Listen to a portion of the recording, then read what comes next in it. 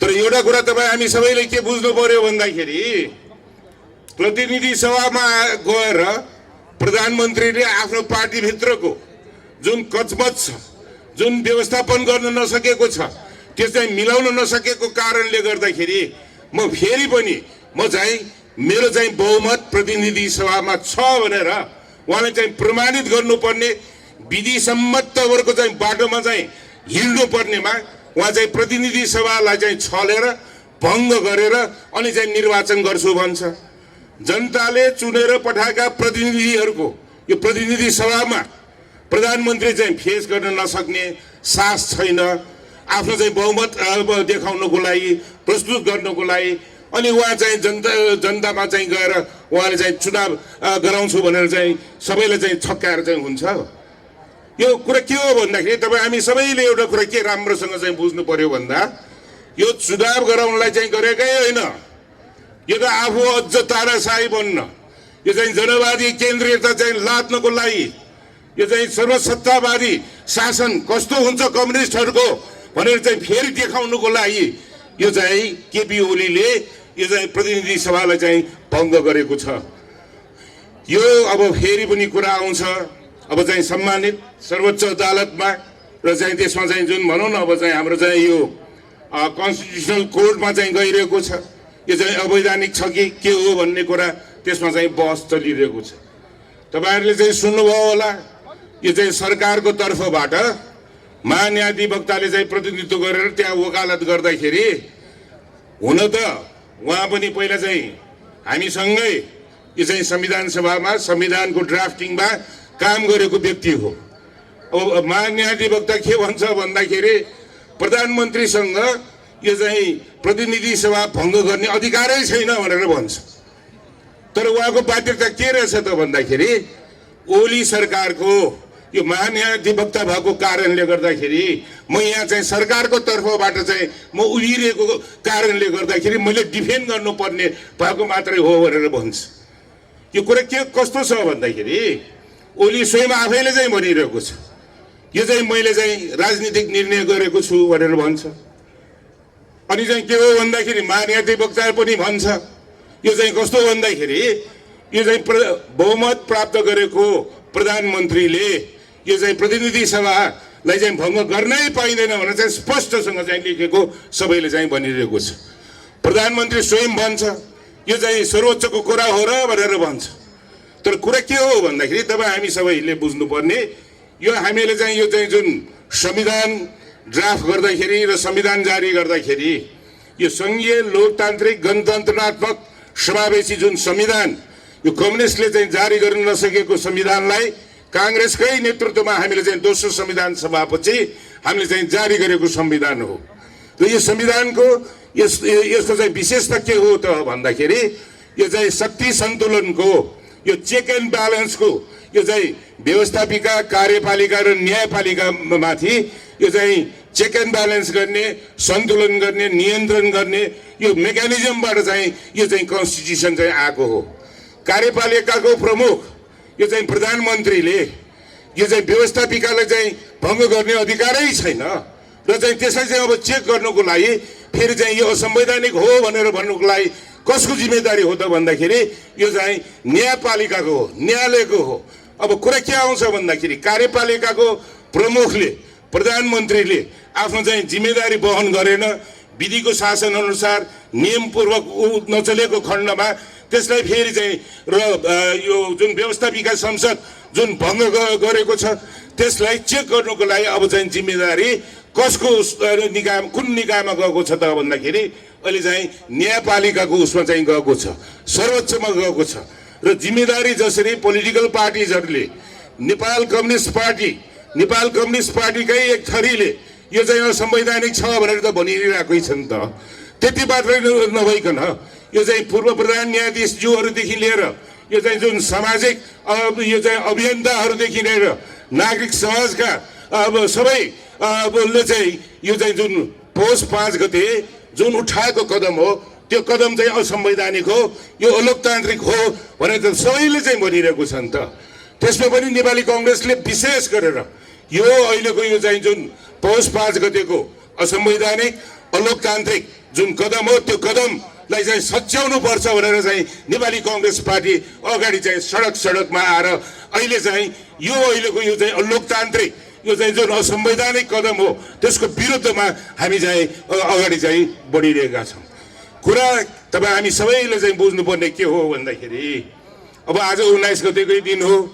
अब चाहिँ यो भनौँ न अब 61 सालमा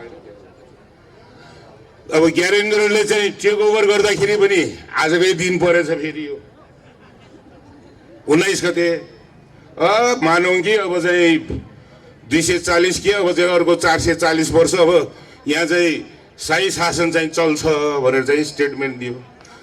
मान्छे चाहिँ थर कामे के हो भनेर अनि चाहिँ के गर्यो भन्दाखेरि आफू शक्तिशाली बन्नुको लागि आफ्नो चाहिँ यो चाहिँ विरोधी राजनीतिक शक्तिका यो चाहिँ नेताहरूलाई बदनाम गर्नुको लागि संवैधानिक राजतन्त्रको चाहिँ जुन एउटा चाहिँ हाम्रो चाहिँ 47 को संविधान बमोजिम संवैधानिक राजतन्त्रले चाहिँ के हो भन्दाखेरि संविधानको अधीनमै बसेर चाहिँ शासन गर्नुपर्ने ठाउँमा उहाँले चाहिँ भनौँ न अबदस्त गरेर सबै अधिकारहरू चाहिँ लिएर के गर्यो भन्दाखेरि अब चाहिँ नेताहरूलाई चाहिँ बदनाम गर्नुको लागि शाही आयोग गठन गर्यो। त्यो असंवैधानिक थियो। त्यसमा चाहिँ के हो भन्दाखेरि मलाई पनि चाहिँ त्यहाँ त्यो शाही आयोगबाट चाहिँ अब यो चाहिँ भनौँ न अब चाहिँ केरकार गर्नुको लागि चाहिँ बोलायो। मैले भने संवैधानिक राजतन्त्रमा संविधानको विपरीत गठन गरेको यो शाही आयोगमा म चाहिँ यसलाई चाहिँ म कोअपरेट गर्दिनँ, म त्यसमा मान्दिनँ भनेर भने। लग्यो, घिसारेर लग्यो, दुःख दियो, यो चाहिँ पहरागनमा चाहिँ राखियो। मैले चाहिँ अडान लिइसकेपछि 2 हप्तापछि हाम्रो चाहिँ पार्टी सभापति शेरबहादुरजीले पनि अडान लिनुभयो। त्यसपछि के भयो त भन्दाखेरि अहिले हल्ला चलिरहेको छ नि त, यो चाहिँ सेटिङ भएको छ। ओली जस्तो त्यत्रो शक्तिशाली तानाशाहले अब चाहिँ यो कोर्ट भनेको त के हो, उसले चाहिँ प्रभावित गरिहाल्छ नि भनेर भन्थे। त्यस बेला पनि हल्ला के चल्थ्यो भन्दाखेरि अब ज्ञानेन्द्रले चाहिँ टेक ओभर गरिसक्यो, अब यो कोर्टले कहाँबाट के गर्छ, गयो अब यो चाहिँ शेरबहादुर प्रकाशमानहरू सबै अब जेलमै कुहिने भयो भनेर भन्थ्यो। तर चाहिँ के भयो भन्दाखेरि 10.5-11 महिनापछि त यही सर्वोच्चले चाहिँ न्याय त दियो नि थियो। यो चाहिँ शाही आयोग असंवैधानिक हो भनेर त ठहर गरिदियो नि त। त्यस्तै गरिकन अहिले पनि यो विभिन्न हल्ला चलाता पनि मलाई चाहिँ पुरा विश्वास के छ त भन्दाखेरि न्यायमूर्तिहरूले यो चाहिँ जुन हाम्रो चाहिँ न्यायालय छ, न्यायालयले यो संविधानले दिएको जिम्मेदारीलाई इमानदारीताका साथ यो चाहिँ दुधको दुध पानीको पानी चाहिँ छुटाउनु हुनेछ भन्ने विश्वास हामीलाई चाहिँ छ। र कुरा फेरि पनि के आउँछ भन्दाखेरि यो नेपाल कम्युनिस्ट पार्टीको यो ओलीको चाहिँ अहिले चाहिँ सुरसार कस्तो छ भन्दाखेरि ज्ञानेन्द्रको पथ जस्तै अब चाहिँ ओली पथ चाहिँ अगाडि चाहिँ बढाइरहेको छ। उहाँ चाहिँ कस्तो भन्दाखेरि यो संविधान भनेको के हो, मलाई चाहिँ जनताले चाहिँ निर्वाचित गरेको छ भनेर भन्छ। झन्डै 2/3 बहुमतमा छ, सरकार बनाउनै सक्दैन, त्यसकारण म चाहिँ यो भङ्ग गरेर चाहिँ फ्रेस म्यान्डेटलाई गएको छ भन्छ। अब उसले चाहिँ सोचे अनुसार सबैले सोच्नुपर्ने यहाँ वाह कस्तो। अब चाहिँ के हो भन्दाखेरि सास भएको भए त प्रतिनिधि सभामा गएर विश्वासको मत लिने चाहिँ जुन प्रावधान अनुसार उहाँले चाहिँ लिन सक्ने त्यो चाहिँ क्षमता उहाँमा चाहिँ सास उहाँमा चाहिँ हुनु पर्थ्यो नि त, खोइ त छैन नि त। कुरा के हो भन्दाखेरि अहिले चाहिँ ओली खास गरेर ज्ञानेन्द्रले पनि टेक ओभर गरिसके, जिल्ला भ्रमण गर्दाखेरि एकदम लस्कर मान्छेहरू ल अब चाहिँ एकदमै पपुलर राजा आयो भनेर भन्थे। अहिले पनि ओलीलाई चाहिँ ठ्याक्कै यो चाहिँ ज्ञानेन्द्रको चाहिँ पथमै हिँडेर ठाउँ ठाउँमा अब सरकारी अब चाहिँ हेलिकप्टरदेखि लिएर स्रोत साधन सब दुरुपयोग गरेर जिल्ला भ्रमण गरिरहेको छ। तर उहाँले चाहिँ कुन दिनमा उहाँले चाहिँ आफ्नो चाहिँ होस आउँछ भन्दाखेरि जब आम नेपाली जनताले सडकबाट नै र यो चाहिँ जुन असंवैधानिक कदम हो त्यो असंवैधानिक कदम ठहर गरिसकेपछि यसको चाहिँ होस त्यसबेला चाहिँ बल्ल चाहिँ खुल्छ। जसरी ज्ञानेन्द्रको होस यो चाहिँ दरबार छोडेर राजदरबार छोडेर चाहिँ जानु पर्दाखेरिको दिन जस्तै उहाँ पनि अब यो बालुवाटार छोडेर उहाँ चाहिँ अब कहाँ जाने हो जाने दिन चाहिँ नजिक आउँदैछ। किन भन्दाखेरि तपाईँ हामी सबैले एउटा कुरा केमा चाहिँ विश्वास गर्नु पर्यो भन्दाखेरि यो अहिलेको यो जमाना यो 21st सेन्चुरी के यो तानाशाहहरूको जमाना हो र? कहाँबाट चाहिँ टिक्छ भने नि कुन चाहिँ त्यसको चाहिँ त्यस्तो चाहिँ शक्तिशाली यो व्यक्ति ओली हो र? आफ्नो पार्टीको यो चाहिँ झगडा चाहिँ मिलाउन नसक्ने, आफ्नो पार्टीको चाहिँ व्यवस्थापन गर्न नसक्ने, अनि चाहिँ आएर रिस चाहिँ के हो भन्दाखेरि प्रतिनिधि सभा भङ्ग गरेर आम नेपाली जनता जसले चाहिँ नेपाल कम्युनिस्ट पार्टीलाई 5 वर्षको जुन म्यान्डेट दिएको त्यो म्यान्डेटलाई चाहिँ अपमानित गरेर जुन यो चाहिँ अहिले चाहिँ प्रतिनिधि सभा भङ्ग गर्यो त्यसबाट जनता चाहिँ वाक्क भइसकेको छ। कम्युनिस्टहरू खास गरेर अहिले चाहिँ यो नेपाल कम्युनिस्ट पार्टीको अहिले भन्छन् त्यो फेरि चाहिँ हाम्रो चाहिँ अब माधव नेपाल प्रचण्डको पक्ष भन्छ, अब ओली पक्ष छ। अब पक्ष त पक्ष, तर कस्तो पक्ष भन्दाखेरि अब चाहिँ चुनावको अगाडि आएर मिलेर चाहिँ काङ्ग्रेसलाई चाहिँ एकदम डाउन साइजिङ गर्नुपर्छ भनेर गर्न त गर्यो, तर डाउन साइजिङ गरेर के गर्ने? पर्फर्मेन्स पनि त गर्न सक्नु पर्यो नि। यो चाहिँ कस्तो भन्दाखेरि यो संविधान सभामा पनि पहिला त म्यान्डेट त कम्युनिस्टहरूलाई नै दिएको हो नि त। प्रथम संविधान सभामा के प्रथम संविधान सभामा संविधान जारी गर्न सक्यो? 101 क्रान्तिकारी नेताहरू प्रधानमन्त्री बने, एकदम विद्वान भन्नेहरू पनि प्रधानमन्त्री बने, एकदमै यो चाहिँ के छ भन्दाखेरि अब अन्डरग्राउन्ड बसेर काम गरेको नेताहरू पनि प्रधानमन्त्री भए, तर संविधान सभाबाट त संविधान जारी गर्न सकेन नि त। मैले यो कुरा किन भनिरहेको छु भन्दाखेरि नेपाली जनताले दिएको म्यान्डेटलाई जसरी यो प्रथम संविधान सभामा संविधान जारी नगरिकनै संविधान सभा भङ्ग गर्यो, अब फेरि चाहिँ के हो भन्दाखेरि दोस्रो संविधान सभापछि काङ्ग्रेसको नेतृत्वमा जारी गरेको संविधानलाई संस्थागत गर्छु भनेर चाहिँ निर्वाचनमा जाँदाखेरि फेरि कम्युनिस्टहरूलाई चाहिँ म्यान्डेट दिएको छ। तर खोइ त कम्युनिस्टहरूले चाहिँ स्थिरता दिन सक्यो? खोइ त नेपाल कम्युनिस्ट पार्टीले यो स्थिरताको नाममा 5 वर्ष आफ्नो चाहिँ शासन सत्ता चलाउन सक्यो कि? जनतालाई चाहिँ कोरोना पर्दाखेरि यो चाहिँ पीडित हुँदाखेरि के यो सरकारले न्यूनतम रूपमा पनि व्यवस्थापन गर्नुपर्नेमा के यसले चाहिँ गर्न सक्यो? यो चाहिँ मूल्य चाहिँ के हो भन्दाखेरि दैनिक उपभोग्य वस्तुको मूल्य यस्तो चाहिँ आकाशिँदैछ कि यो सरकारले केही जनतालाई चाहिँ दुःख परेको छ भनेर केही त्यसमा चाहिँ चेक गर्नुको लागि, नियन्त्रण गर्नुको लागि काम उठाएको छ?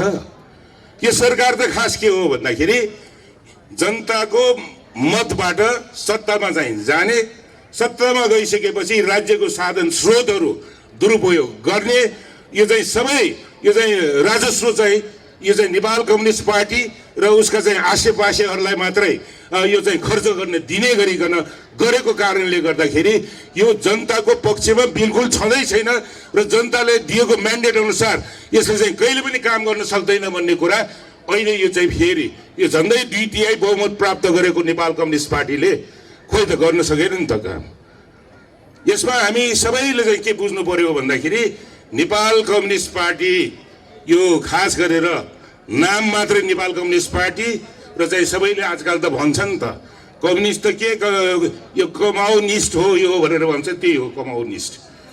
त कुरा के हो भन्दाखेरि तपाईँ हामी सबैले चाहिँ एउटा कुरामा चाहिँ केमा चाहिँ जोड दिनु पर्यो भन्दाखेरि यो चाहिँ बिल्कुलै असंवैधानिक यो चाहिँ जुन कदम हो, यो कदमलाई चाहिँ सच्याउनुको लागि हामीले चाहिँ यो चाहिँ जुन नेपाली कङ्ग्रेसले विभिन्न चरणको यो चाहिँ विरोध आन्दोलनहरू चाहिँ सुरु गरिरहेको छ, यसलाई हामीहरूले चाहिँ नथाकिकन यो कुरा तपाईँ हामी सबैले चाहिँ बुझ्नु पर्यो। विशेष गरेर युवादेखि लिएर सबैले यो 70 सालको देशघाती कदम गर्दाखेरि पनि हाम्रा चाहिँ आदरणीय संस्थापक नेताजीहरू यो प्रथम जननिर्वाचित सरकारलाई अपदस्थ गर्दाखेरि बीपी कोइराला, गणेशमान सिंह, कृष्ण प्रसाद भट्टराई लगायत संस्थापक नेताहरू उहाँहरूले चाहिँ बरु चाहिँ के गर्नुभयो भन्दाखेरि बरु हामी चाहिँ जेल जान्छौँ, हामी चाहिँ निर्वासित जीवन जान्छौँ, ज्यान दिनु परे पनि दिन्छौँ, तर चाहिँ यो मूलभूत प्रजातान्त्रिक यो चाहिँ जुन सैद्धान्तिक पक्षमा चाहिँ हामी चाहिँ कोहीसँग पनि घोडा टेक्दैन भनेर उहाँले त गर्नुभयो नि त।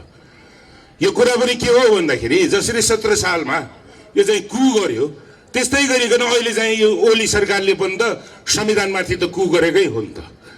र अहिले हामी चाहिँ के हो भन्दाखेरि यो चाहिँ सानोतिनो इन्ट्रेस्टहरूमा चाहिँ हामी चाहिँ यसमा चाहिँ फस्नु चाहिँ राम्रो हुँदैन। यो चाहिँ डेमोक्रेसी चाहिँ क्याजुअलिटीमा परिरहेको छ, संविधानलाई चाहिँ प्रहार गरिरहेको छ। संविधान खास गरेर नेपाली कङ्ग्रेसको नेतृत्वमा जारी गरेको चाहिँ यो जुन संविधान छ त्यो संविधानलाई चाहिँ एकपछि अर्को गर्दै यसलाई चाहिँ प्रहार गर्दैछ। यसको चाहिँ हामीले चाहिँ आफ्नो नेतृत्वमा यो चाहिँ जारी भएको संविधानलाई यसलाई चाहिँ अब चाहिँ संरक्षण गर्न सम्वर्धन गर्न हाम्रो चाहिँ काँधमा त विशेष दायित्व आएको छ नि।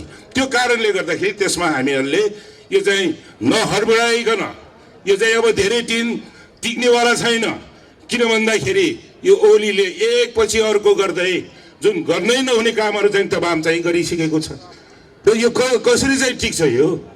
यो चाहिँ जुन भनौँ न अब संवैधानिक परिषदबाट यो चाहिँ जुन गर्नै नहुने अध्यादेश जारी गरेर अहिले पनि चाहिँ के हो भन्दाखेरि जुन नियुक्तिहरू चाहिँ गरेको छ यो चाहिँ अब वैधानिकता यसले चाहिँ प्राप्त गर्छ? यो सरकार जसले चाहिँ असंवैधानिक कदम उठाइसकेपछि ऊ संवैधानिक जस्तो गरेर यो चाहिँ निर्वाचनको क्याम्पेनिङमा जस्तो जुन निर्वाचन हुनेवालै छैन निर्वाचनको क्याम्पेनमा चाहिँ प्रधानमन्त्री स्वयं आफै गइराख्नु भएको छ। उहाँले चाहिँ के हो भन्दाखेरि आफूले चाहिँ केयरटेकर गभर्मेन्ट पनि होइन, म त के हो भन्दाखेरि घोषणा गर्ने हो, होस् नहोस् तर म चाहिँ देशभरि घुम्छु, जनतालाई चाहिँ म भन्छु। यो चाहिँ के हो भन्दाखेरि यो इन्फ्रास्ट्रक्चर डेभलपमेन्ट प्लानहरूमा पनि जुन पूर्वाधार विकासका यो चाहिँ जुन उद्घाटन एकपछि अर्को उद्घाटन गर्दै जाने र चाहिँ यो चाहिँ भनौँ न अब जलस्रोतको यो चाहिँ जुन भनौँ न अब अरबौँ खरबौँको चाहिँ प्रोजेक्टलाई प्रतिस्पर्धामै नलिकन चाहिँ जिम्मा बकस दिने काम जुन गरिरहेको छ के यो चाहिँ देशको लागि चाहिँ हित हुन्छ? त्यो कारणले गर्दाखेरि तपाईँ हामी सबैले एउटा कुरा के बुझ्नु पर्यो भन्दाखेरि यो ओली यो चाहिँ जुन उसको चाहिँ आफ्नो चाहिँ पथमा गएर प्रजातन्त्रलाई चाहिँ समाप्त गर्ने यो चाहिँ जुन ओली तन्त्र ल्याउनुको लागि चाहिँ जुन प्रयास गरिरहेको छ त्यो चाहिँ बिल्कुलै उहाँलाई चाहिँ यो सपना नदेखे पनि हुन्छ, यो हुनेवाला चाहिँ छैन भन्ने कुरामा हामी सबैले चाहिँ यसमा चाहिँ आफैले चाहिँ विश्वास लिएर चाहिँ अब हामी चाहिँ अगाडि बढौँ र यो चाहिँ जुन डेमोक्रेसीलाई चाहिँ जोगाउनुको लागि हामीले चाहिँ यो संविधानलाई डिफेन्ड गर्न जिम्मेदारी सबैको भएको कारणले गर्दाखेरि त्यतातिर आफ्नो चाहिँ ध्यान जानु जरुरत छ भन्ने मलाई लागेको छ। र यदि भन्दै म पुनः एकपटक यो चाहिँ जुन आज नेपाली कङ्ग्रेसको केन्द्रीय कार्य समितिको